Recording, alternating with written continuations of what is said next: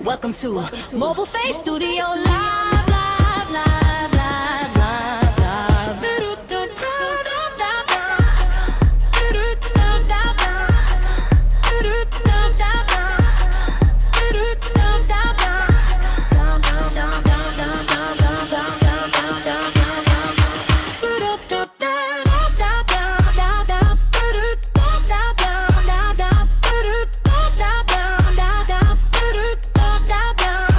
Mobile Face, welcome to Mobile Face Studios Live.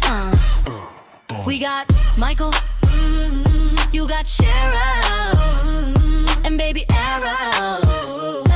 Liver. This is Mobile Face Studios Live.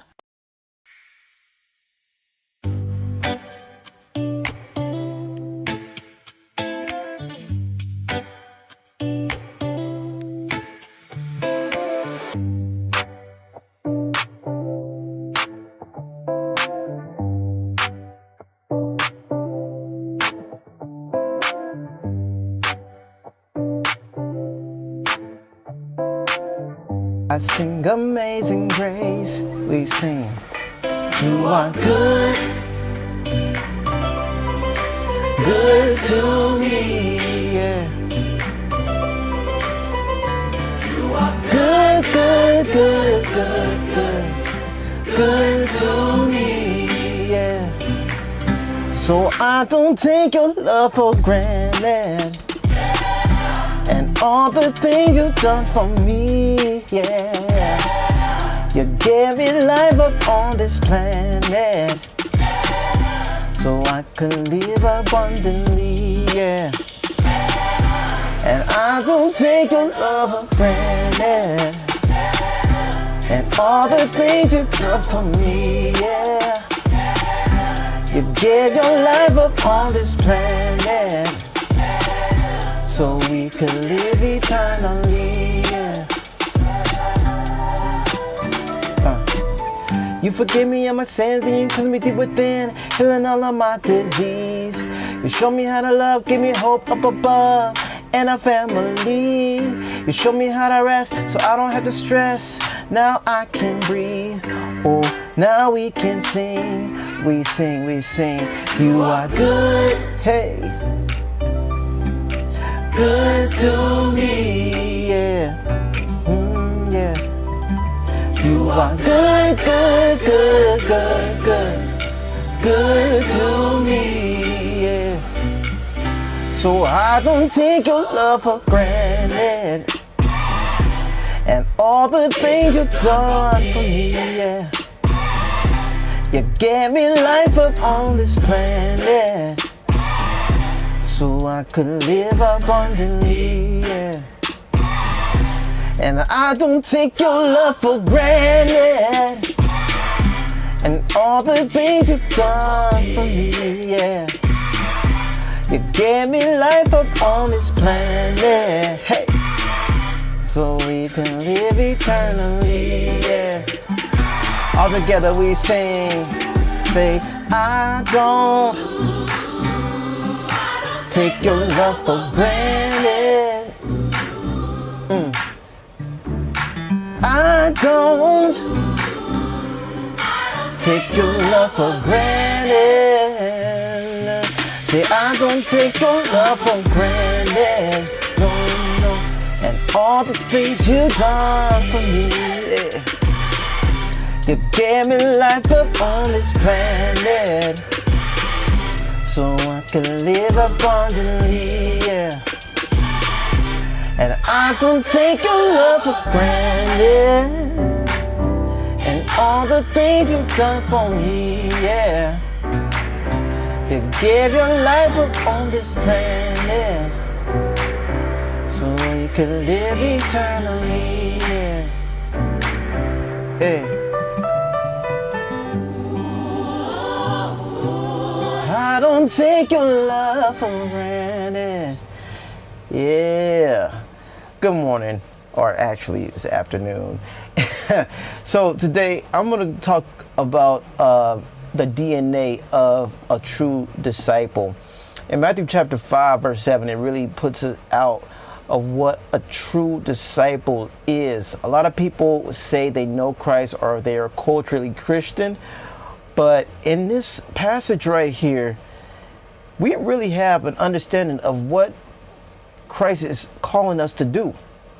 So it's a Sermon on the Mount, and I'm just going to read through it because you're going to see what God is really calling us to do when it comes to seeking his kingdom first.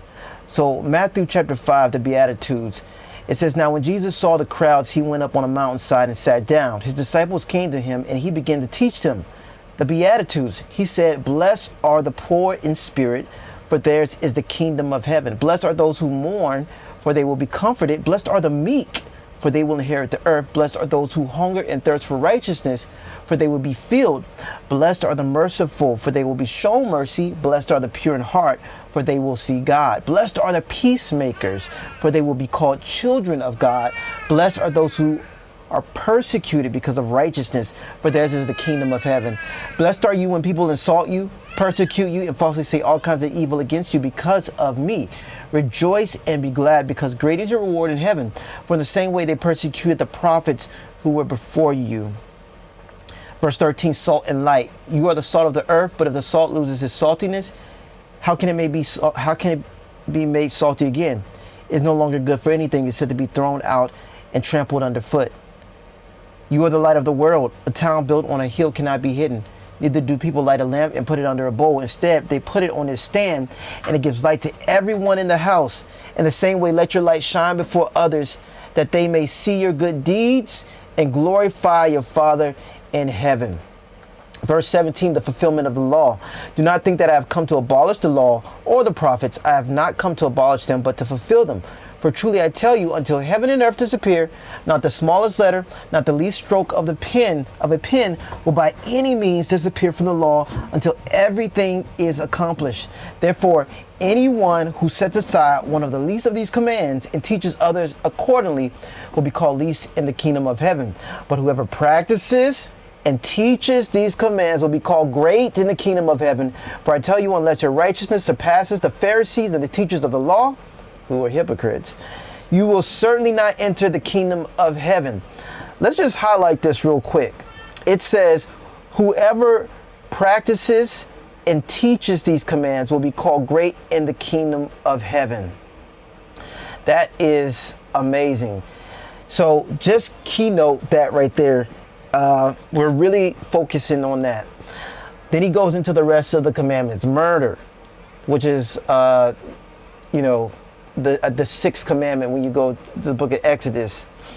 It says, "You have heard that it was said to the people long ago, 'You shall not murder, and anyone who murders will be subject to judgment.' But I tell you that anyone who is angry with a brother or sister will be subject to judgment. Again, anyone who says to a brother or sister, 'Raka,' which means like it's an Aramaic term for contempt, is answerable to the court. And anyone who says, 'You fool,' will be in danger of fire of hell. Therefore, if you are offering your gift at the altar and there remember that your brother or sister has something against you, leave your gift there in front of the altar. First go and be reconciled to them. Then come and offer your gift." Very, very important right there. "Settle matters quickly with your adversary who is taking you to court. Do it while you're still together on the way. Or your adversary may hand you over to the judge, and the judge may hand you over to the officer, and you may be thrown into prison. Truly I tell you, you will not get out until you have paid the last penny." Adultery. He talks about adultery. And this is crazy, man, because this is hidden stuff right where we are today. This is so relevant to us today. "You have heard it was said, 'You shall not commit adultery,' but I tell you that anyone who looks at a woman lustfully," vice versa, if you look at a man or whatever, lustfully, "you have already committed adultery. I tell you, anyone who has looked at a woman lustfully has already committed adultery with her in his heart. If your right eye causes you to stumble, gouge it out and throw it away." Not literally. He's saying that anything that is causing us to stumble, we need to get it out of our life. Let that thing go. "It is better for you to lose one part of your life, of your body, than for your whole body to be thrown into hell. And if your right hand causes you to stumble, cut it off and throw it away. It is better for you to lose one part of your body than for your whole body to go into hell." Verse 31, divorce. He talks about this. This is big, man.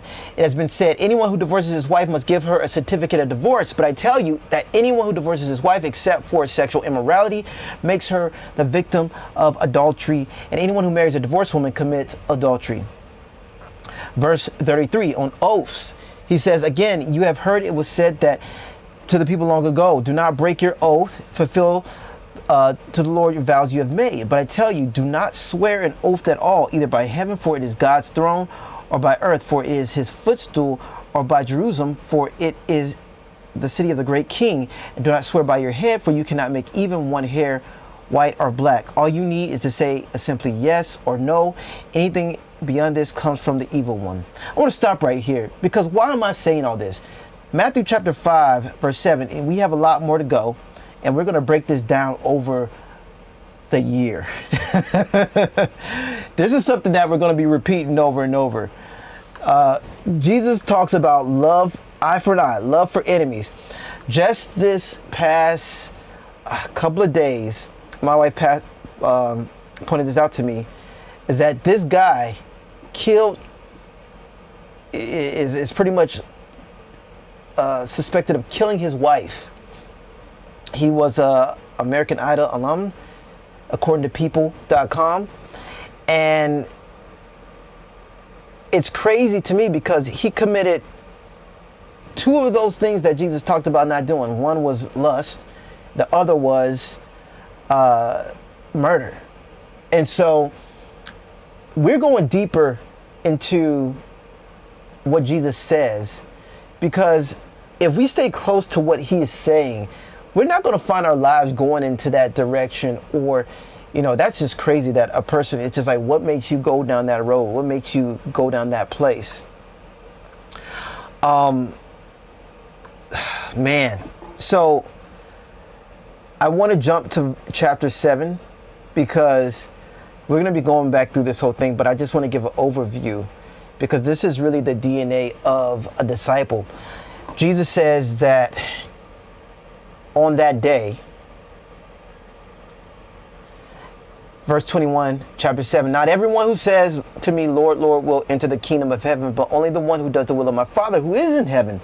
Many will say to me on that day, Lord, Lord, did we not prophesy in your name and drive out demons in your name and perform many miracles? Then I would tell them plainly, I never knew you. Away from me, you evildoers. And then verse 24 says, therefore, everyone who hears these words of mine and puts them into practice, that's a highlight right there. Who puts them into practice is like a wise man who built his house on the rock. The rain came down, the streams rose, and the winds blew and beat against that house, yet it did not fall because it had its foundations on the rock. But everyone who hears these words of mine and does not put them into practice is like a foolish man who built his house on sand. The rain came down, the streams rose, and the wind blew and beat against that house, and it fell with a great crash. You know, you see a lot of people, old and young. It doesn't matter who they are.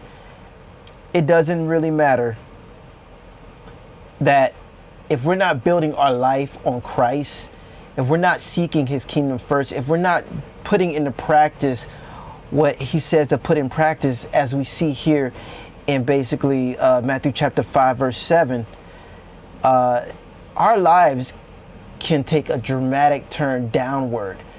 And so just looking at Matthew chapter 5, verse 7, these are the things that Jesus is showing us, the attitudes that we're supposed to be forming, the mindset that we're supposed to be forming if we are going to live a life that lasts, having a life that continues to bless and to show people the truth of what it means to be a true disciple. So, man, God has been touching my heart, and just know that as you know, it takes a lot of work to put all this stuff together sometimes, but just know that as we are continuing through this year, this is going to be a topic that we keep coming across. This is going to be something that we keep coming back to, is in Matthew chapter 7 and Matthew chapter 5, because Jesus gives us the whole DNA of what a true disciple is. And so on that day, when we stand before God, we're not going to have to be worried about him saying, depart from me, I never knew you.